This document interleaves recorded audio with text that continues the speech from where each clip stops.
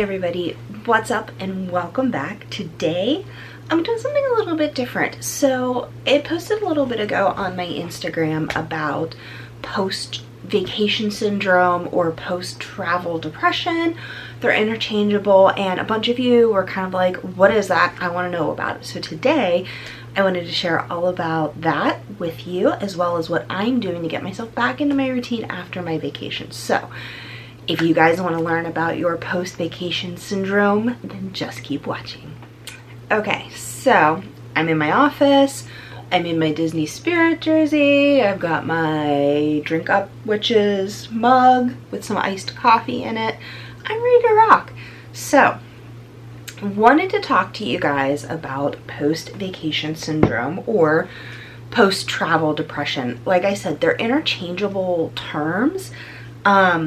So if I refer to one or the other, it's just the fact that it's interchangeable. And part of the reason why this came up for me was we just got back a few weeks ago from a 2-week vacation. We were gone for 2 weeks and I was feeling kind of like blah and down and wasn't quite sure what was wrong.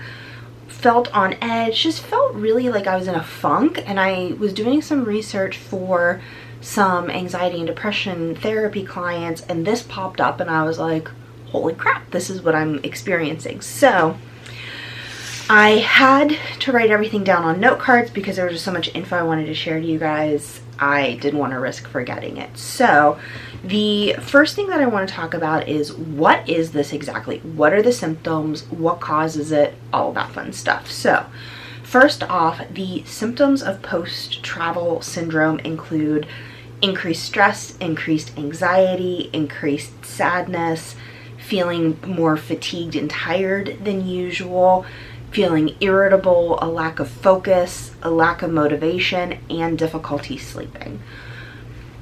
I was feeling a bunch of those. I was feeling stressed. I felt like my sleep routine was thrown off. I've been feeling like my motivation and focus have been thrown off, and really truly experiencing this. So when I was going through a lot of the research, one of the biggest things I found is research has shown that people are the most happier whenever they are anticipating their vacation coming up. So when you're looking forward to that vacation, you're the most excited. Now, that's part of why we get the post-vacation slump. The other part of why we get the post-vacation slump is because we've spent this time like away, unplugged, focusing on our families, doing fun things, and then we come back to the day-to-day, and sometimes that can make it tough for us. Sometimes when we come back to the day-to-day, we're bored, or we want something new, or we want something exciting. So, you know, really truly that anticipation kind of leads us up, and then afterwards we kind of come back down. Makes total sense though, right? Because how many times have we come home from a vacation and it's like, well, I've got nothing to look forward to now. I have nothing to be excited about.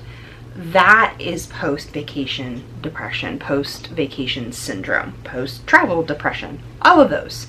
Now, there are a bunch of different ways to deal with this.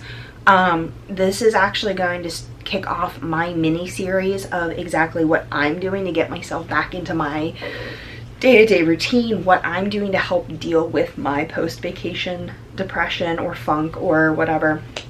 So there are, in all of the different research that I found, there are 5 main things that were suggested that can help. So number 1 is taking time to relax and having downtime on your trip.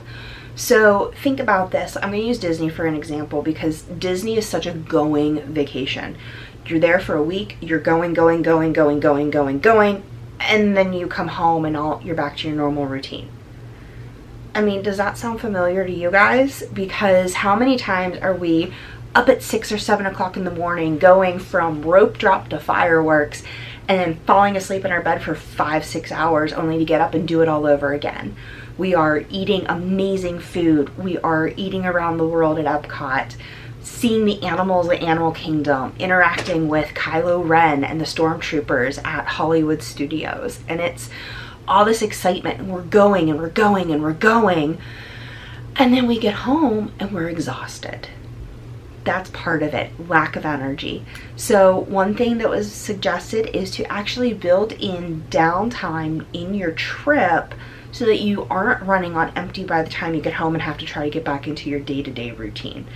It's kind of like if you're anticipating, you're getting excited, and then you're running on a high the entire time, and then you're just going to drop. You're exhausted, you're tired. Makes sense, right? So adding some relaxation time and some downtime and some unplanned time into your vacation can help prevent the post-vacation syndrome. The next one that was suggested is to tidy up and clean your house before you leave.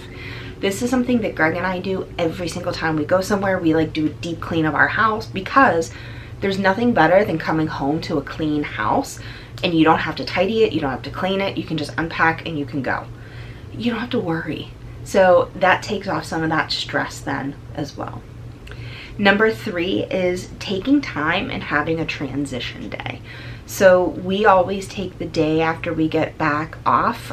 So we got back on a Sunday, we took that Monday off because it gave us time grocery shopping, sleeping in, doing laundry, getting things set up for our week and getting ourselves prepared.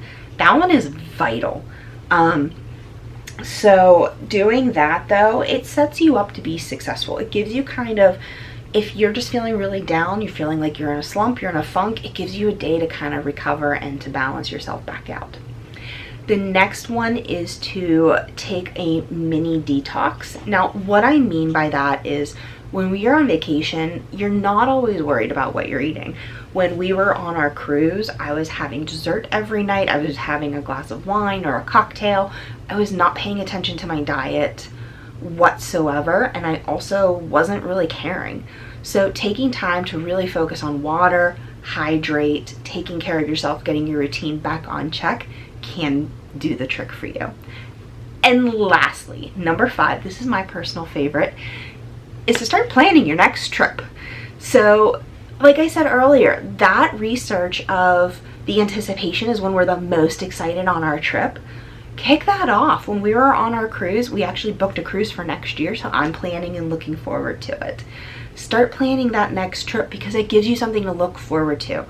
It won't like completely eliminate that funk that you get after the post-vacation syndrome, but it'll definitely minimize it. So be on the lookout because my How I'm Getting Back Into My Routine mini series is starting. And when I say mini series, I mean like less than 5-minute videos, so you can kind of take it, just a lot of good stuff, like real practical, here's what you can do in these order step kind of a video series.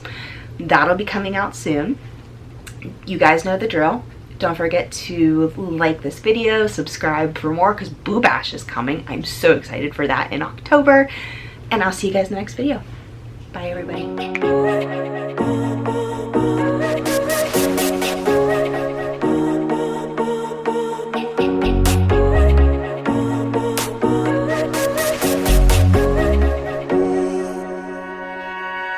Want the sun, want the beach, want the sand between my feet.